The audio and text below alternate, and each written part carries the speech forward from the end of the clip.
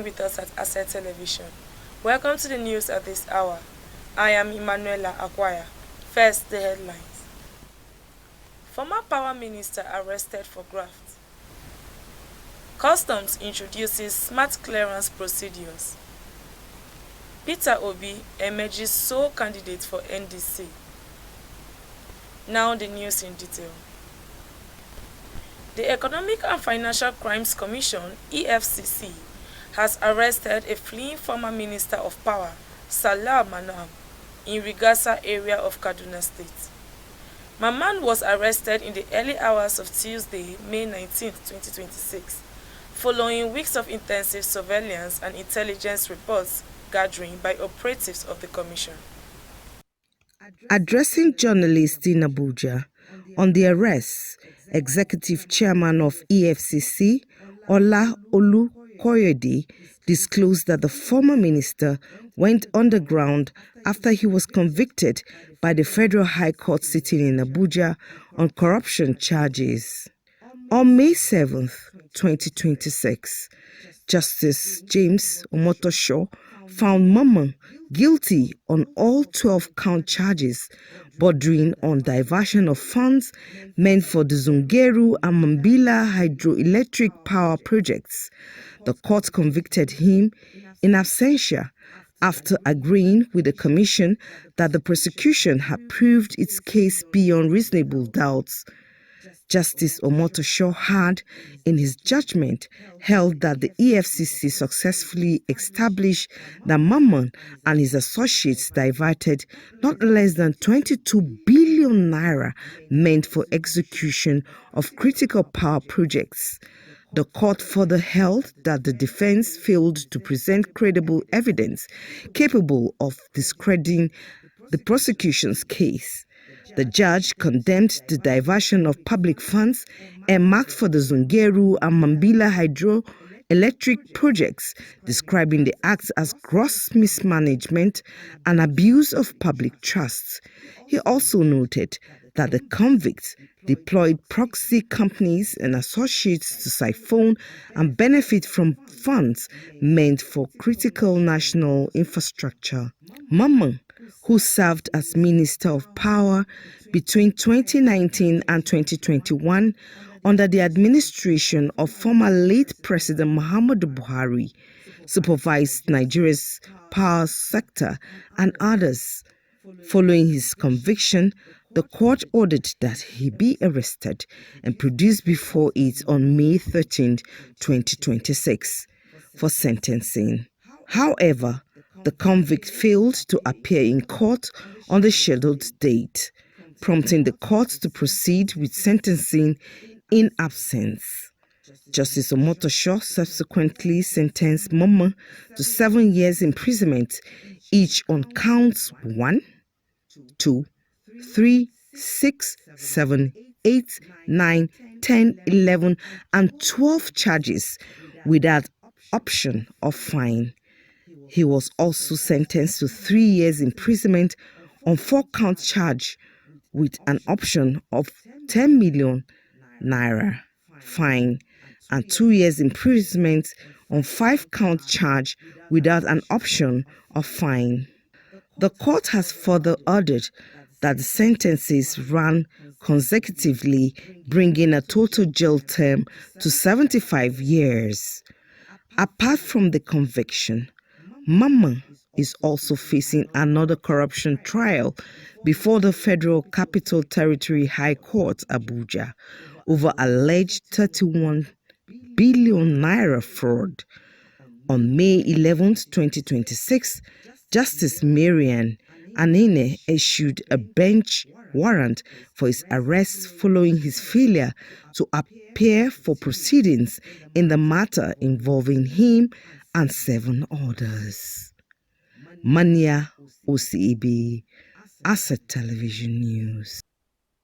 The Centenary City project, conceived as a 12.6 square kilometer smart city on the outskirts of Nigeria's capital, is moving back into active development with new partners and a renewed push from the Federal Capital Territory Administration. The managing director of the city, Dr. Odenigwe Ike Michaels, the centenary city, located about 15 minutes from central Abuja, was first announced in 2014 as a flagship urban renewal initiative to mark Nigeria's 100th anniversary. In his address at a Coliseum on Tuesday in Abuja, he said the project was structured as a public-private partnership. Centenary City plc, a consortium of 40 local and international investors holding 95% equity, partnered with the federal government through Abuja Investment Company Limited, which holds 5%. The federal government itself, through the Abuja Investment Company Limited, has 5% equity of the project. So it's a true public-private partnership. Now, Centenary City has 1,300 hectares. It's the second largest plot in Abuja. It's Maitama and Asokoro and some part of Wuse put together. It's a special district within Phase 5 in Abuja. If you look around the master plan, it was privately master planned by Sheikh Mohammed Alaba, the chairman of MIB. The guy that owns or built the tallest building in the world, the guy that master planned Centenary City. Then in 2014, it was declared a free zone in all the tax incentives. So two companies were created. Centenary City Free Zone Company, which is the free zone management company, and Centenary City Free Zone Enterprise, which is the master developer of Centenary City. So Centenary City Free Zone Company is a master developer. We're not developers, we're the master developers. So real estate value is driven by location. And the situation of this city where we are today, there is no location that will be better than this. One, it is Abuja. Abuja is the center of unity, is the center of Nigeria, and is the capital of Nigeria. And not only is Abuja the capital of Nigeria, Nigeria is geographically also at the center of the African continent.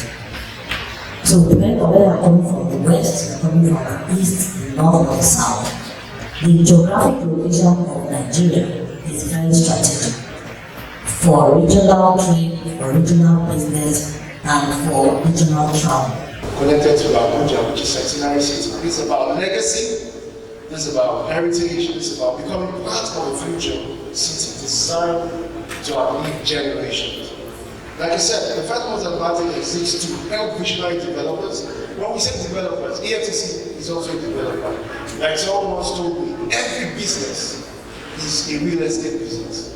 Even if you are doing Chicken Republic. Where's Chicken Republic sited on? Is it on the air? It's where? The land. So Chicken Republic is what? A real estate business.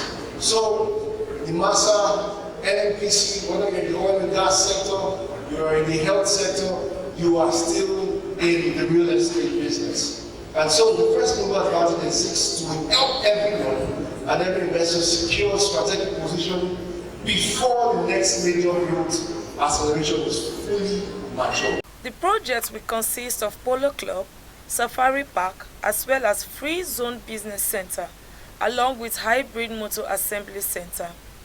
The city will also include 5-star hotels and serviced apartments, an international convention center, and Mall of Africa. Guest speaker at the event, Odunayo Ojo, in his submission explained that the city is world-class and mixed use. I will speak a little bit about our relationship with the Centenary. This partnership accelerates the delivery of critical infrastructure and also reinforce investor confidence and support sustainable economic growth, contributing to the realization of a modern, globally competitive urban environment in Nigeria.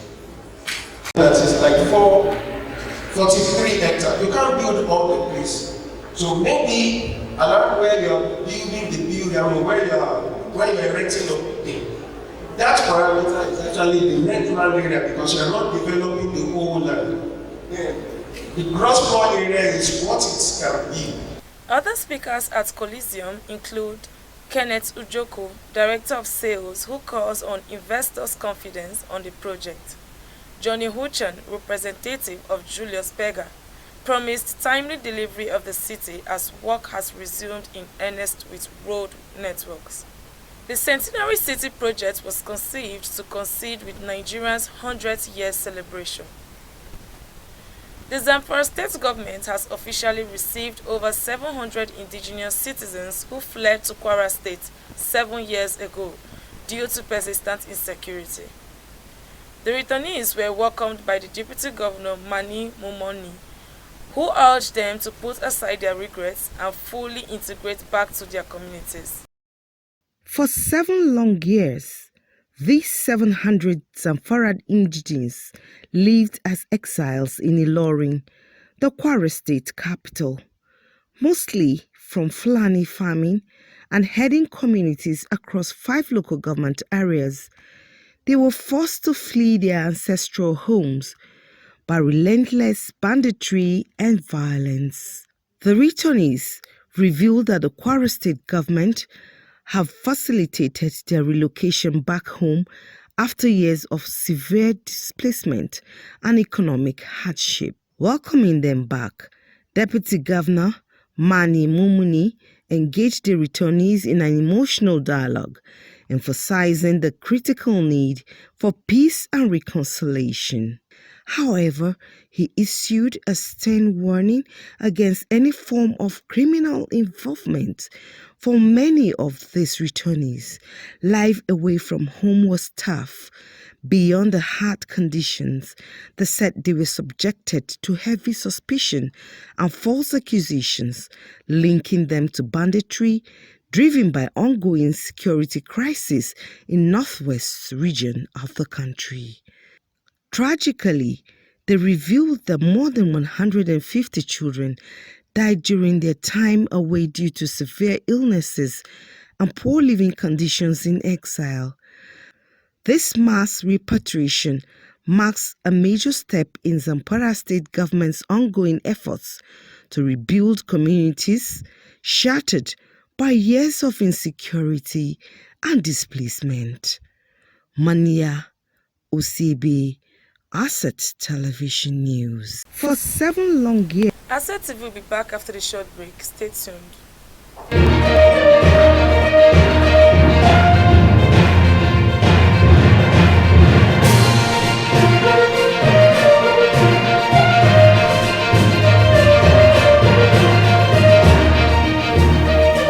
Welcome back from the break. The Chief of Defense Staff, General Olufemi Oloyede, has called on journalists to embrace responsible and conflict-sensitive reporting as an essential tool for protecting national security. He made the appeal on Tuesday at the Press Week Lecture and Awards ceremony organized by the Federal Capital Territory chapter of the Nigerian Union of Journalists. General Oloyede, who was represented by the Director of Defense Information, Brigadier General Somaila Uba, stressed that in today's digital age, the ethical responsibility of the press has never been greater. The theme for this year's Press Week is both timely and significant, considering the complex security and information environment we operate in today. The media remains a critical pillar of our democracy and a vital instrument for national cohesion, public enlightenment, and accountability. Let me reiterate that the armed forces of Nigeria remain committed to safeguarding lives and property of all citizens in line with our constitutional mandate. In pursuit of this duty across various theaters of operation, we have come to recognize more than ever that the press is a partner to the military in the collective effort to build a safe, stable, and prosperous nation. The theme for this year's... The chairman of the NUJ FCT Council, Grace Ike, echoed General Oloyede's sentiments urging journalists to remain vigilant and responsible in the face of misinformation and fake news, particularly as the country approaches the 2027 general elections. It is not only timely, but deeply significant as our nation moves closer to another critical electoral season. The challenge before us is clear: to protect truth, defend democratic values, and resist the dangerous spread of falsehood, propaganda, and manipulated narratives that threaten the peace and unity of our country. The media occupies a strategic place in any democracy, and journalists are not merely observers of events. We are custodians of truth, watchdogs of the society, and defenders of the public. In an age where misinformation spread rapidly through digital platforms, the responsibility has become even heavier. We must continue to verify facts, present balanced reporting, and uphold the ethics that give credibility to our profession. It is not only timely, but deeply. The event was the second press week since she came into power as first female chairman of NUJ FCT Council. The Nigerian Customs Service has launched a new digital declaration platform aimed at eliminating airport clearance delays, improving transparency in duty collection, and modernizing passenger processing at the nation's international airports. The simplified Customs Advanced Declaration System was officially unveiled on Monday at the international wing of the Nnamdi Azikiwe International Airport, Abuja, marking a significant step in the service's ongoing digital transformation drive. Speaking at the launch, Deputy Comptroller General of Customs in charge of ICT modernization, Oluyomi Adebanki, described the initiative as a major breakthrough under the leadership of Comptroller General of Customs Adewale Adeniyi. According to her, the platform was developed after operational setbacks affected the service's previous passenger declaration system earlier this year. The new SCAD platform allows inbound international passengers to declare baggage and dutiable items before arrival, a process expected to significantly reduce waiting time and ease congestion at airport terminals. Peter Obi has emerged as the sole presidential candidate for the Nigerian Democratic Congress for the 2027 election. The party confirmed Obi's candidacy after he was screened by its 17-member screening committee on May 19th. The committee was chaired by former Ebonyi State Governor Sam Ego. NDC said Obi was the only aspirant to purchase the presidential nomination form before sales closed on. The party had extended sales for other positions until May 26.